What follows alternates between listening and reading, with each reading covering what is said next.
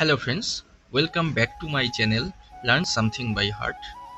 আজকে এই ভিডিওতে কিছু ইম্পর্টেন্ট জিকে এমসিকিউ নিয়ে আলোচনা করব।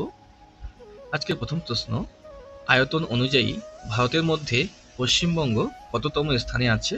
অ্যান্সার অপশন বি, 13তম স্থানে আছে। 2 নম্বর প্রশ্ন, গড়চুমুক পর্যটন কেন্দ্রটি কোন জেলায় অবস্থিত? অ্যান্সার অপশন বি, হাওড়া জেলায়। গড়চুমুক পর্যটন কেন্দ্রটি হাওড়া জেলায় অবস্থিত।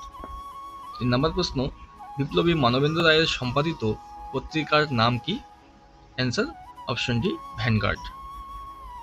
4 নম্বর প্রশ্ন, ভারতের সংবিধান সংশোধনী বিল কোথায় উত্থাপন হতে পারে?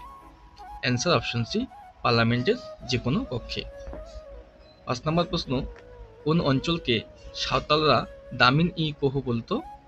অ্যান্সার অপশন এ, রাজমহল পাহাড় অঞ্চলকে সাঁওতালরা দামিন-ই-কোহ বলতো। 6 নম্বর প্রশ্ন, বরাপানি হ্রদ কোন রাজ্যে অবস্থিত? অ্যান্সার অপশন বি, মেঘালয়ে।